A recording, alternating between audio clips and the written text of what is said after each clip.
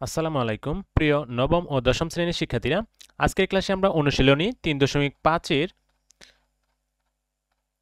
34 নম্বর অঙ্ক থেকে শুরু করব। আগের ক্লাসে তোমাদের 33 পর্যন্ত প্রত্যেকটি অঙ্কের সমাধান করে বুঝিয়ে দিয়েছিলাম। যারা ক্লাসগুলো দেখোনি তারা এই চ্যানেলে প্লেলিস্টে সাজানো আছে, সেখান থেকে দেখে নিও। চলো তাহলে আজকে ক্লাসটি শুরু করা যাক। 34 নম্বর ডাকে লিখছে, কোনো সমিতির সদস্যগণ প্রত্যেকের সদস্য সংখ্যা 100 গুণ চাঁদা দেওয়ায়। বিষয়টা ভালোভাবে খেয়াল করো। কোনো সমিতির সদস্যগণ প্রত্যেকেই সদস্য সংখ্যার 100 গুণ চাঁদা দেওয়ায় সিদ্ধান্ত নিলেন, কিন্তু 4 জন সদস্য চাঁদা না দেওয়ায় প্রত্যেকের চাঁদার পরিমাণ পূর্বের চেয়ে 500 টাকা বেড়ে গেল।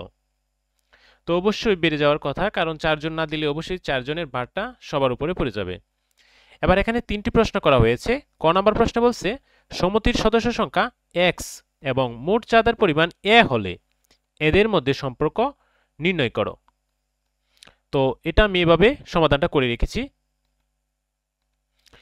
তো দেওয়া আছে সমিতির সদস্য সংখ্যা এক্স জন, জনপ্রতি দেওয়া চাঁদার পরিমাণ 100x।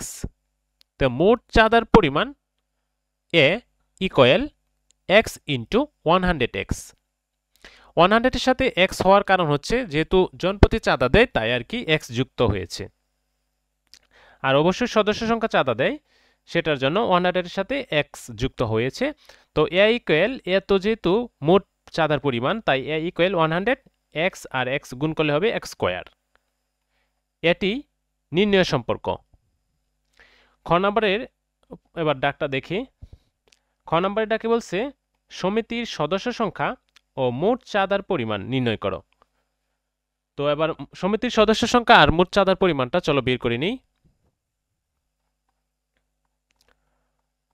তো ডাক অনুযায়ী লিখে নিলাম, চাঁদা দেয়া এমন সদস্য সংখ্যা ছিল x-4 জন এবং প্রত্যেকের চাঁদা পরিমাণ হলো 100x প্লাস 500 টাকা। তো মোট চাঁদা হলো x-4 মানে সদস্য সংখ্যা থেকে 4 মানে 4 জন চাঁদা দেবে না, যার জন্য আমরা এখানে মাইনাস করেছি। আর 100x প্লাস 500 টাকা, এটা হচ্ছে মোট চাঁদা দেওয়ার পরিমাণ। তো এটাকে আমরা যদি প্রশ্ন অনুসারে করি তাহলে 100x স্কোয়ার, এটা আমরা পেয়েছিলাম মোট চাঁদার পরিমাণ, আর এখানে x-4 ইন্টু 100x প্লাস 500। তো 100x স্কোয়ার এটাকে এই পাশে রেখে দিলাম, আর এখানে x দিয়ে 100x প্লাস 500কে গুণ করলাম, আর 4 দিয়ে 100x এবং 500কে গুণ করলাম। তো গুণ করলে হবে 100x square plus 500x minus 400x minus 2000। এবার নিচের লাইনে দেখো, উপরে 100x ছিল, x স্কোয়ার ছিল, লিখে নিলাম। এ পাশে আবার 100x স্কোয়ার রয়েছে, তো এটাকে আমরা বাম পাশে নিয়ে আসলাম।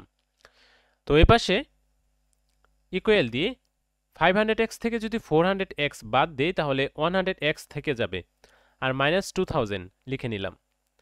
তো এবার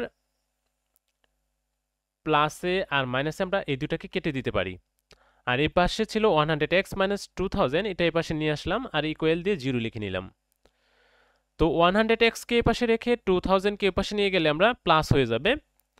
তো পরের লাইনে এক্সটাকে রেখে দিলাম, আর 100 দিয়ে 2000 কে ভাগ করে নিলাম। এই শূন্য কাটা, এখানে 2 শূন্য কাটা গেলে এখানে 20 থাকবে। তো এক্স এর মান পেয়ে গেলাম 20। সুতরাং সমিতির সদস্য সংখ্যা 20 জন।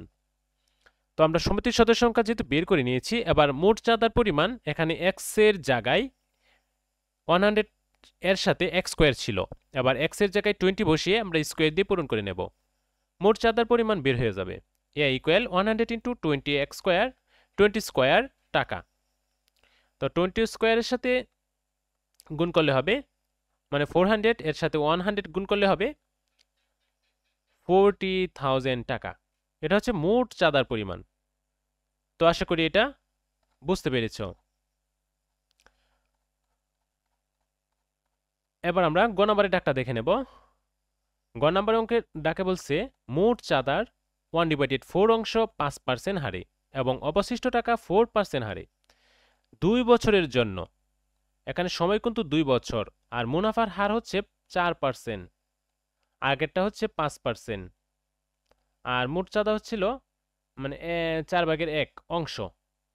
আর এখানে বলছে সরল মুনাফার বিনিয়োগ করা হলো, মোট মুনাফা নির্ণয় করো। চলো মোট মুনাফাটা বের করে নিই। তো আমরা জানি সরল মুনাফার ক্ষেত্রে এই সূত্রটা প্রযোজ্য, I1 P1 N R1, যেহেতু একবার করে ব্যবহার হচ্ছে, দ্বিতীয়বার ব্যবহারের জন্য আমরা 2 লিখবো এখানে 1 এর জায়গায়। এখানে P1 ইকুয়াল 40,000 এর 1/4 টাকা। 4 দিয়ে যদি আমরা 40,000কে ভাগ দিয়ে দিই তাহলে এখানে 10,000 হবে, মানে 10,000 হবে। 10,000 হয়ে যাবে। তো 10,000 দিয়ে 1 কে গুণ করলে আবার মানে 10,000 হবে। n দেওয়া ছিল 2 বছর মানে 2 বছর, আর R1 ইকুয়াল 5/100 মানে 5% ছিল। এটাকে আমরা এইভাবে লিখতে পারি। তো I1 ইকুয়াল, এবার আমরা এখানে সবগুলো মান এখানে লিখে নেব সূত্র অনুযায়ী। 10,000 ইন্টু 2 ইন্টু 5/100। এবার যদি কাটাকাটি করে নিই, এখানে 2 শূন্য এখানে 2 শূন্য কেটে দেই, তাহলে এখানে 100 থাকে, এর সাথে যদি 2 গুণ করি তাহলে 200 হবে। 200 এর সাথে 5 গুণ করলে হবে 1000 টাকা। এবার আমরা এই যে উপরে যে সরল মুনাফার প্রথম ক্ষেত্রে যে ব্যবহার করেছিলাম, এবার দ্বিতীয় ক্ষেত্রে আমরা I equal to P2 N R R2 লিখে নিলাম। আবার P2 বসে নিলাম।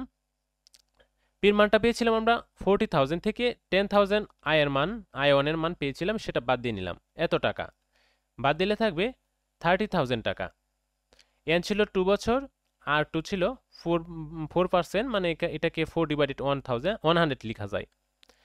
তো I2 ইকুয়াল সূত্র অনুযায়ী এখানে বসিয়ে নিলাম। পির মান 30,000 ইন্টু সময় হচ্ছে 2 বছর, আর হচ্ছে মুনাফার হার হচ্ছে 4/100। এবার এখানে 2 শূন্য এখানে 2 শূন্য যদি কেটে দেই তাহলে 300 এর সাথে 2 যদি গুণ করি 600 হবে।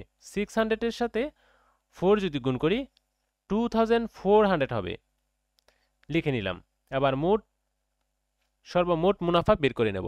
I equal I1 plus I2। I1 এ পেয়েছিলাম 1000, আর I2 তে পেয়েছিলাম 400। একত্রে দুইটা যদি আমরা করে নেই, প্লাস করে নেই, তাহলে হবে